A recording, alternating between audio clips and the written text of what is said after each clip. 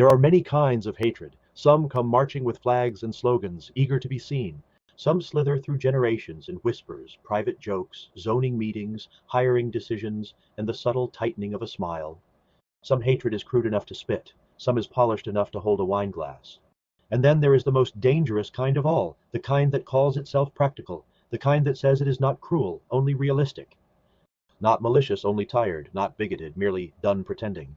This is the story of a man who hated people, not because they had harmed him, not because he had reason, but because he was a racist, plain and simple.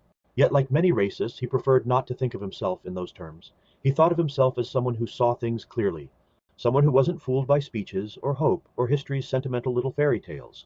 He believed the world had been made worse by too much idealism. And one night, in a corner of science no moral civilization should ever finance, he found a machine that offered him the one thing small men always dream of when reality refuses to flatter them: a second chance to vandalize the past. He stepped backward through time, past the neon rot of his own century, past the weary pundits and angry screens, into an America still caught in the great contest between conscience and cruelty. There he saw the hinge on which the future turned: Martin Luther King Jr., not merely a man or a preacher, but a continuing force, a disciplinarian of the soul, a public conscience, a builder of bridges between the hurt and the hopeful. The racist saw none of that, he saw only an obstacle. And because hatred is incapable of creation, it reached for the one thing it has always understood best: destruction. He helped make the assassination happen, not for money, not for country, not even for glory, for satisfaction. Then he returned to the present, a present without the visionary peacemaker, expecting to be rewarded by history. He expected a cleaner world, a quieter one, a less accusing one, a world with fewer racial tensions, fewer social headaches, fewer reminders that his views belonged in the sewer. He expected vindication. Instead, he stepped into a country that felt spiritually underlit. Because the first thing he noticed was the sound. In the world that might have been, the culture had ripened instead of hardened. In the world where King had lived on, the airwaves moved with velvet smooth R&B, conversational spoken word, improvisational jazz, warm funk, lyrical inventiveness, and live instrumentation that made even a casual car ride sound like a city in love with itself. And in the world where King had lived on, hip-hop had grown, yes, but along a brighter, more elegant branch, closer to poetry, wit, rhythm, and ambition than to menace, degradation, or theatrical self-destruction. The mainstream had learned to admire mastery without needing to exoticize it. Black excellence was not something trotted out as a slogan or a seasonal obligation. It was simply woven into the ordinary bloodstream of American life. In that brighter America, the world where King had lived on, Michael Jackson still dazzled, Prince's airs still fused funk and gospel into spectacle. Whitney's voice still rang like crystal, Janet still moved like time made visible, Lionel still wrapped stadiums in warmth, and Diana Ross remained less a memory than a living pillar.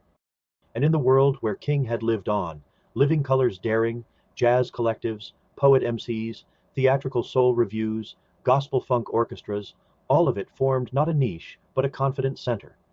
The culture did not flatten black artistry into cliché, grievance, or commodity. It let it lead. And because culture shapes aspiration, the rest of life had followed.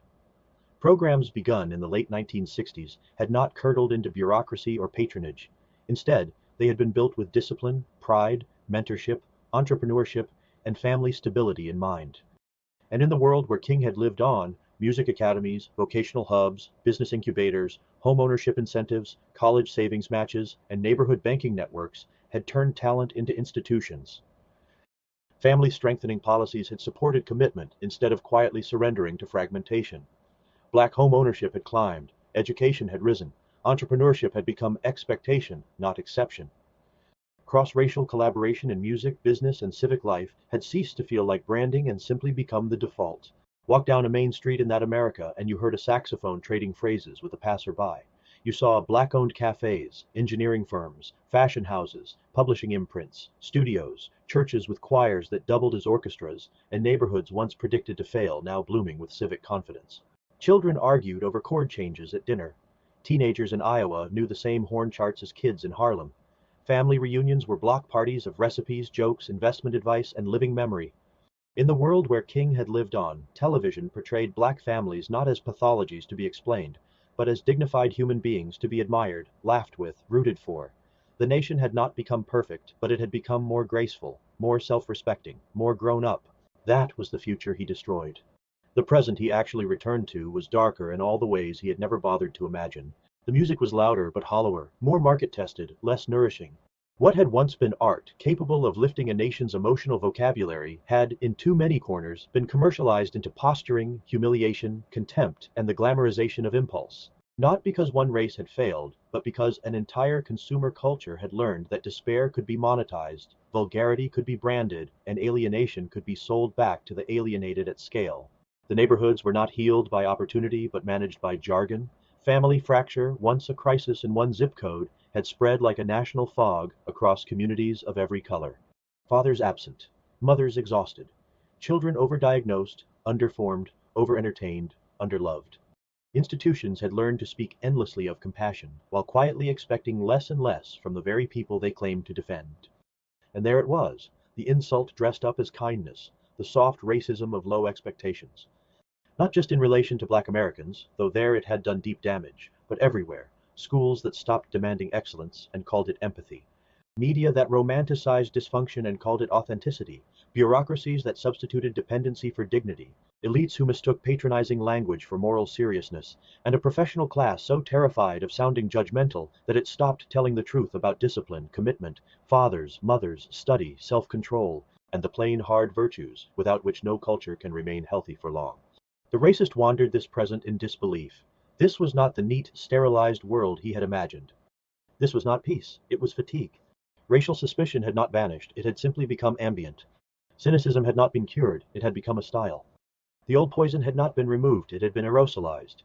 Some people screamed their prejudices openly, others performed enlightenment while quietly lowering the bar for whole neighborhoods. Some fetishized grievance, others hid resentment behind jokes, data, or exhausted sighs. Still others monetized the whole rotten spectacle, selling outrage by the hour to a public too tired to remember that life was meant to be more than scrolling through decline. He had not erased conflict, he had erased a teacher. He had not eliminated tension, he had removed a man who might have gone on, decade after decade, calling the nation upward. Martin Luther King, alive into old age in that brighter branch of history, had continued to do what only the rarest public figures ever manage: combine moral seriousness with personal discipline, racial realism with spiritual hope, and tenderness with standards. In that other America, he had not become a relic, but an elder force, rebuking demagogues, resisting cynics, defending family dignity, demanding excellence, praising beauty, protecting aspiration, and refusing to let either racism or victimhood become anyone's religion. Through music, education, business, family policy, and cultural expectation, his influence had continued to lift the tone of the country. He did not save one race from another. He kept America from settling too comfortably into its ugliest instincts. That was the loss. And now the racists saw the consequence of subtraction. Remove a bridge builder, and the bridge does not wait politely for a replacement. Remove a voice of disciplined hope, and the vacuum fills with louder things.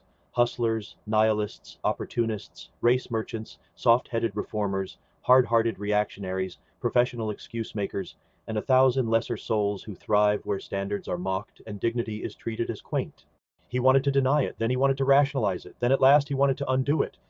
In a museum of American history, in a quiet room where school children shuffled past exhibits they barely understood, he found a speculative model, a cultural reconstruction of the future that had been lost.